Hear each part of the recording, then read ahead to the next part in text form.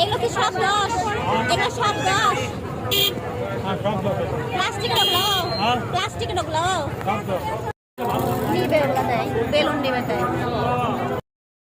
Hello everyone, আসসালামু আলাইকুম। কেমন আছেন সবাই? আশা করি সবাই অনেক ভালো আছেন। তো আমি চলে আসলাম নতুন আরও একটা ব্লগ নিয়ে। আর এই ব্লগটা হলো আমরা রাজশাহীতে রথের মেলা ঘুরতে গিয়েছিলাম, সেই রথের মেলায় ঘুরতে যাওয়ার একটি ব্লগ। রাজশাহীতে শুরু হয়ে গেছে 7 দিন ধরে সেই বহুকালের পুরাতন রথের মেলা। তো এই রথের মেলা অনেক ফেসবুকে ভিডিও দেখছি, ইউটিউবে ভিডিও দেখছি, তাই ইচ্ছে হলো যে আমরাও যাই। তাই আমি, আজমাইন বাবু আর আমার ননদ মিলে যাচ্ছিলাম সেই রথের মেলাতে। তো আমরা প্রথমে বাসা থেকে বের হয়ে রাজশাহী বিশ্ববিদ্যালয়ের সামনে দিয়ে আমরা রথের মেলা যাচ্ছিলাম। রথের মেলাটা হচ্ছে রাজশাহীর আলুপট্টিতে। এটা হলো সাগরপাড়ার মোড়। অনেক বড় রথের মেলা। আর দেখেন রাস্তাটা কত সুন্দর। তো রিক্সা থেকে নেমেই দেখি অঝোরে বৃষ্টি হচ্ছে। তো এই বৃষ্টিতে আমরা বিপদে পড়ে গেলাম। আগে যদি জানতাম যে বৃষ্টি হবে তাহলে অবশ্যই ছাতা নিতাম। তো বৃষ্টি থামার পরে আমরা রাস্তার এপারে পার হলাম এবং দেখেন কত মজার মজার জিলাপি, ঝুড়ি, আরও কত কি, সবগুলো তার ভিডিও করতে পারছি না বৃষ্টির জন্য। আর এখানে দেখেন কত সুন্দর সুন্দর পাখির বাসা। এই পাখির বাসাগুলোর এত দাম, মানে ভাষায় প্রকাশ করা যাবে না। এক একটা 700-800 টাকা করে প্রাইস। আর এই যে ফুলগুলো দেখছেন, এই ফুলগুলো অনেক সুন্দর। তো এই রঙিন লাইটগুলো আমার অনেক পছন্দ হয়েছিল, বাট অনেক প্রাইস, তাই নিলাম না। তারপরে চলে আসলাম খেলনা বাটির দোকানে। এই সবগুলো খেলনা বাটি 10 টাকা করে পিস। মাটির নেন আর প্লাস্টিক নেন আর সিলভারের নেন, যেটাই নেন না কেন 10 টাকা প্রাইস। তো আমি অনেকগুলো খেলনা বাটি এই ঝাঁকাতে তুলে নিলাম। এগুলো আমি আমার ছেলের খেলনার জন্য কিনবো। আমার ছেলে অনেক খুশি হয়েছিল এই খেলনা বাটিগুলো দিয়ে। 10 টাকাতে কিন্তু জিনিসগুলো অনেক কিউট এবং অনেক সুন্দর ছিল। তারপরে চলে আসলাম এই ল্যাম্পগুলোর দোকানে। মানে এই লাইটিংগুলো আমার কাছে এত ভালো লেগেছে, খুব কালারফুল লাইটিং। আমি ভিডিওগুলো খুব একটা সুন্দর করে নিতে পারিনি, কেননা বৃষ্টিতে ভিজে ভিজে আমরাই ঘুরছিলাম।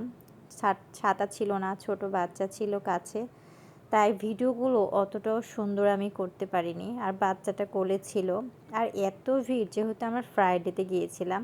আর এই পাশে বেলুন, আমার ছেলেটা বেলুন দেখে অনেক বায়না করছিল, সে বেলুন নেবে, তাই তার জন্য একটা বেলুন নিলাম। আর এই যে দেখেন এই মামাটা দাঁড়িয়ে দাঁড়িয়ে ঢোল বাজাচ্ছে, অনেক সুন্দর লাগছিল ঢোল বাজানো শুনতে।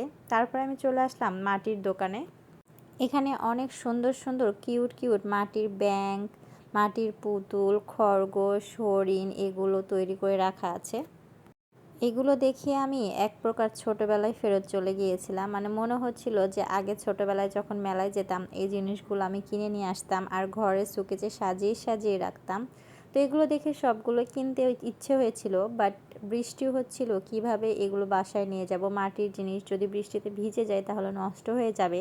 তাই ইচ্ছে থাকার সত্ত্বেও আমি এই জিনিসগুলো কিনছিলাম না। আর এই তালটা দেখেন কত কিউট তাল। এটা কিন্তু মাটির ব্যাংক। আমার নিতে অনেক ইচ্ছে হয়েছে। আমি অবশ্যই আরেকদিন আসবো যেদিন বৃষ্টি থাকবে না, আর অবশ্যই সকালবেলা আসবো যেদিন ভিড় থাকবে না। সকালে আসলে কিন্তু একদম ভিড় থাকে না। আর এই হরিণের বাচ্চাটা দেখেন অনেক কিউট। আমার কিন্তু এই ফুলদানিটা খুবই ভালো লেগেছে, কিন্তু ওই যে আগেই বললাম, ভালো লাগলেও নেওয়ার মতো উপায় নেই, কেননা বৃষ্টি হচ্ছে, মাটির জিনিস নষ্ট হয়ে যাবে।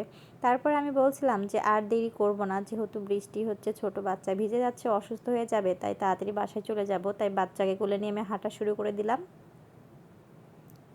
এতটা ভিড়, রাস্তা মানে দিয়ে হাঁটা যাচ্ছে না, রাস্তা দিয়ে খুব কষ্ট হচ্ছিল রাস্তা দিয়ে হাঁটতে। তারপরে ঠেলে ঠুলে আমরা রাস্তার শেষ প্রান্ত পর্যন্ত পৌঁছাচ্ছিলাম। আর বোরখা বৃষ্টিতে ভিজে কি একটা অবস্থা, দেখতেই পাচ্ছেন আমি বোরখাটা চেড়ে ওপরে তুলে রেখেছি।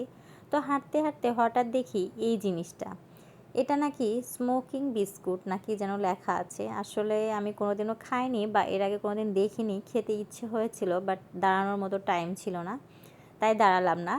নেক্সট টাইম যেদিন আসবো আবার একটা ভিডিও করে আপনাদের আমি খেয়ে দেখাবো, আর এটা রিভিউ দিব অবশ্যই। তারপরে আমরা রিকশায় উঠে গেলাম আর বাসার উদ্দেশ্যে রওনা দিলাম। আমার ছেলেটা এত বিরক্ত করছিল, সে পলি দিয়ে তার গাটা ঢাকছিল না, তাই একটু কষ্ট হয়ে যাচ্ছিল। তো বন্ধুরা, আমাদের এই রাজশাহী রথের মেলা কেমন লাগলো অবশ্যই কমেন্টস করে জানাবেন। আর যদি আমার চ্যানেলে নতুন হয়ে থাকেন তাহলে প্লিজ সাবস্ক্রাইব করে পাশে থাকবেন।